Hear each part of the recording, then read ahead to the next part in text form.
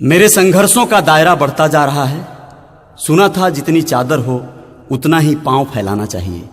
इसके लिए मैंने चादर को हमेशा चौगुना करने का प्रयास किया, लेकिन ये क्या, मेरे पांव में ही शायद कोई रोग समा गया है।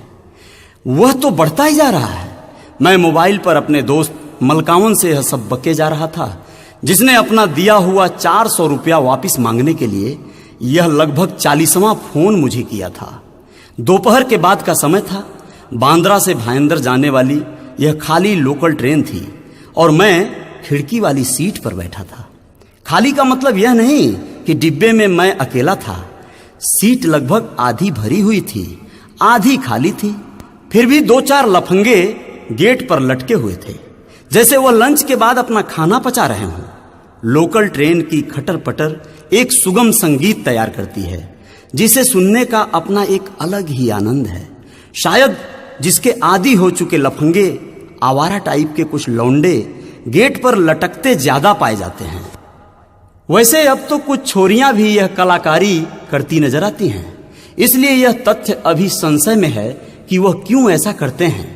खैर, मैं उस खटर पटर की लय में कुछ यूं समा गया था कि मलकावन कब का फोन कट कर चुका था मुझे खबर ही नहीं थी।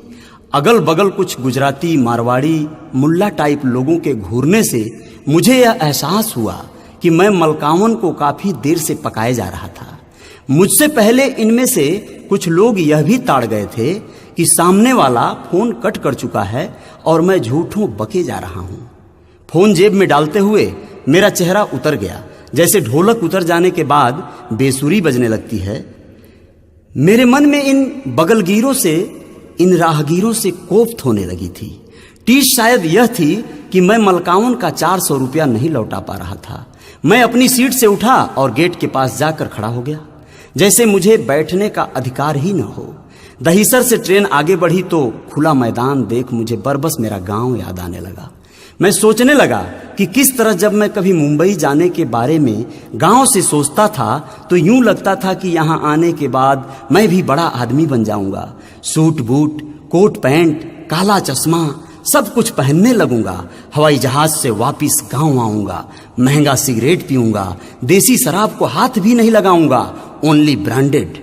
लेकिन दिन ब दिन बदलते हालात तो कुछ और ही बयां कर रहे हैं। जैसे जब नोटबंदी हुई तो जितने खुखे लोग थे, जिनके पास बमुश्किल 2 या 2.5 नोट ही रहे होंगे बदलने लायक, वो सबसे पहले अपना पान गुटखा आदि का स्टॉक लेकर बैंकों की लंबी लाइनों में लगे और गुटखा थूक थूक कर सरकार की इन अनोखी नीति की चर्चा भी जबरदस्ती अपने बगलगीरों से, मेरा मतलब लाइन में खड़े दूसरे हैरान परेशान लोगों से, यही खूब करते नजर आए।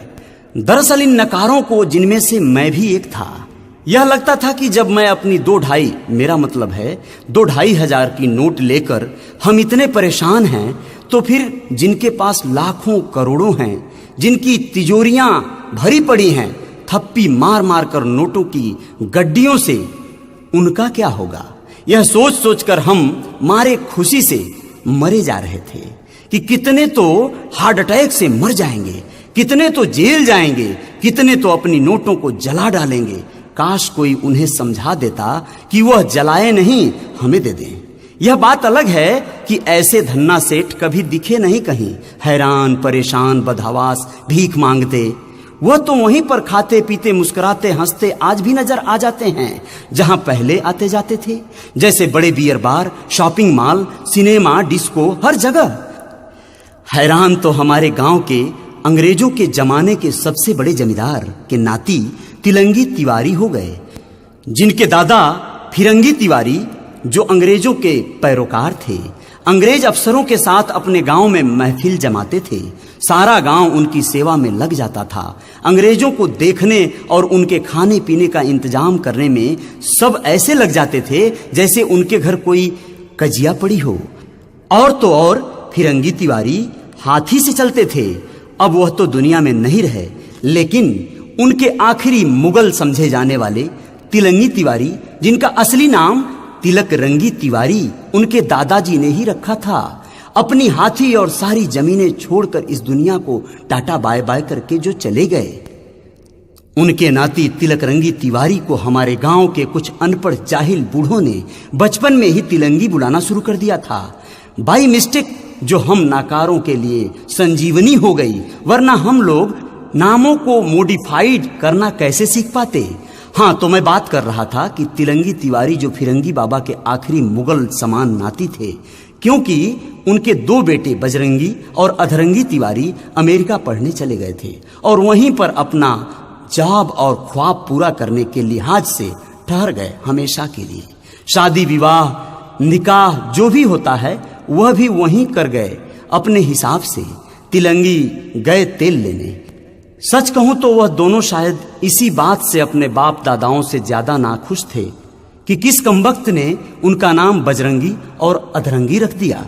तिलंगी चाचा की 2 बेटियां भी थीं, रंभा और शंभा। उनका क्या हुआ बताना सही नहीं लग रहा है, लेकिन इतना जरूर कहना चाहूंगा कि जब से बड़ी वाली रंभा दीदी की शादी हो गई, तभी से मेरे बड़का भैया के उम्र के जितने भी आवारा टाइप के कुंवारे थे वो सब कमाने चले गए।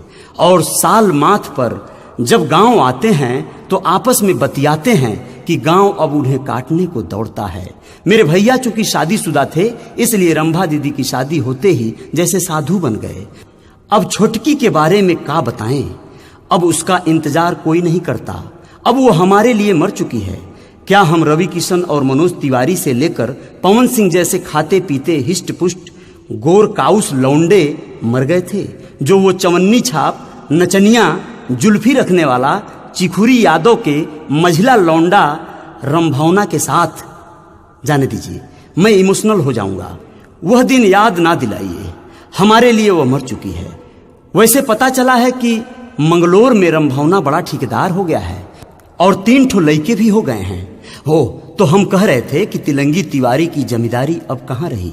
सारी जमीन को हमारे हरामखोर गांव के लौंडे किस्तों में बोली लगा लगा कर लिखवा डाले। एक मैं ही था जो एक धूर नहीं ले पाया। वैसे मैंने जमीन जायदाद का कभी लालच किया ही नहीं, इसलिए शायद आज तक उनका क्या किसी का भी 1 कट्ठा भी जमीन नहीं ले पाया। ओह, मैं बता रहा था कि किस तरह तिलंगी तिवारी चाचा नोटबंदी में परेशान हो गए। दरअसल वह अपने खाते में 5 लाख रुपया काफी दिनों बाद जमा किए थे, जिसका वही खाता अब तक सुधरवा रहे थे। वह दिन थे जब नोटों के हेर फेर में एक उम्मीद जागी कि सबका पैसा बैंकों में इकट्ठा करके उसे वापस लौटाने की जो प्रक्रिया सरकार अपनाएगी, वह जरूर गरीबों को कुछ लोन देने का जुगाड़ करेगी, क्योंकि सिर पर विधानसभा चुनाव के घने बादल जो मंडरा रहे थे और चुनावी घोषणाओं की बूंदें बरसने को उमड़ घुमड़ रही थी। चकाचौंध सपनों की बिजली कभी कभार हम जैसे गरीब बेरोजगार 3rd डिवीजन पास नौजवानों की नजरों में चमक जा रही थी, जो कभी बेकारी, मेरा मतलब है कि वे बेरोजगारी भत्ता आदि खाकर जो पेट नहीं भरा था, वह अब कुछ रोजगार लोन आदि की बूंदाबांदी का इंतजार कर रहा था। चटकारा लेना चाह रहा था, लेकिन चुनावी घोषणाओं ने यह समझाया कि सरकार सिर्फ किसानों को दिए हुए कर्जों की कुछ किस्तों को ही माफ कर सकती है। बाकी बातें जुमले में कहकर वह देश प्रदेश की एक बड़ी आबादी को अपने पैंतरे समझा लेगी। 90% गरीबों से भरे देशवासियों को यह समझा दिया गया कि बैंकों से या एटीएम से आप जो भी ट्रांजैक्शन करेंगे, उन पर जो भी अतिरिक्त चार्ज आपसे लिया जाएगा, उससे इकोनॉमी पर एक बड़ा असर पड़ने वाला है। 10% उद्यमियों से टैक्स वसूलने की नियमितता तय करने के नाम पर 40% मध्यम वर्गीय व्यवसायी भी नप गए। जीएसटी के नाम पर, जिसे देश की आधी से अधिक आबादी आज भी पहेली की तरह समझ ही नहीं पाई। जो थोड़े बहुत समझदार थे, जानकार थे, वो कुछ समझे होंगे, लेकिन जो आधे यह सोचकर खुश हैं कि चलो देश हमारा समृद्ध होगा, भरेंगे 18 से 20%, क्या फर्क पड़ता है।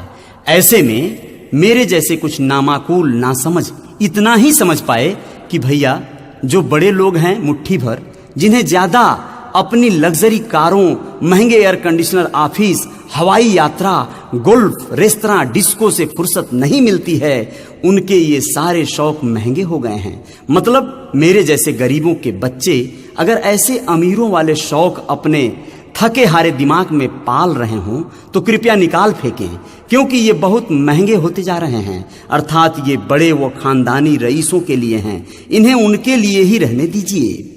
यह भी तो हो सकता था कि इन सभी उम्दा सुख सुविधाओं का उपभोग आदि कोई गरीबी रेखा के नीचे वाला व्यक्ति लेना चाहता है तो उसको 50% की रियायत दे दी जाए। अब आपको पहले उल्टा सीधा आड़ा टेढ़ा जो भी हो काम करके अमीर बनना होगा, तभी आप बड़े लोगों वाला महंगा मेकअप, खाना, कपड़े, घड़ियां, कारें या ऐसी कोई भी गुड्स एंड सर्विसेज ले पाएंगे। धन्य हो विजय माल्या चाचा का, जिन्होंने हमें यह समझाया कि भाई सरकार किसानों के वोट पाने के लिए सिर्फ उनकी कुछ किस्तें भर माफ कर सकती है, लेकिन बिजनेस व्यापारियों को उनके स्टेटस के नाम पर भारी भरकम रकम जो सारे देशवासियों से नोटबंदी में जुटाई गई है, वह हजारों लाखों करोड़ के रूप में आखिर किसे देगी? वह पाने के लिए तो कोई अडानी, अंबानी और न जाने ऐसे ही कुछ एक ब्रांड बनना होगा। स्वच्छता अभियान का आलम यह है कि आप कहीं भी थूक नहीं सकते वरना फाइन 200, कहीं भी मूत नहीं सकते वरना फाइन 200 रुपए। अब यहां भी या तो सरकार ने कॉन्ट्रैक्ट पर इन सुलभ शौचालय चलाने वाले गुंडे टाइप लोगों का हौसला बढ़ाया है, या फिर ये खुद आम जनमानस के साथ अभद्रता कर रहे हैं कि पहले तो पायखाना का 3 रुपए से 5 रुपए कर दिए, गम नहीं, लेकिन हद तो हो गई तब जब लघुशंका मिटाने का भी 2 रुपए मांगने लगे। दिल्ली रेलवे स्टेशन के बाहर का वह सुलभ शौचालय हो या मुंबई के गोरेगांव पश्चिम का, हर जगह जनता से दिन भर नोक झोंक करते ये मवाली महिला या चरसी पुरुष जो शौचालयों को ठेके पर चला रहे हैं मिल जाएंगे। मेरे गहन चिंतन मनन ध्यान की मुद्रा तब टूटी जब लोकल ट्रेन रेलगाड़ी भायंदर की खाड़ी में बने अपने यार्ड में जाकर खड़ी हो गई और एक सफाई कर्मी ने आकर झिझोड़ा। वहां से ही मैं पैदल स्टेशन की ओर चल पड़ा। डरता रहा कि कहीं पेशाब करते यहां भी पकड़ा न जाऊं। इस चक्कर में बड़ी मुश्किल से कंट्रोल करता हुआ स्टेशन की ओर बढ़ता रहा और मोबाइल निकाल कर देखा तो मलकावन के 2 मिस कॉल और पड़े थे। मैंने रीडायल कर दिया, उसे पुनः पकाना जो था। आपका अजय साहनी स्टार।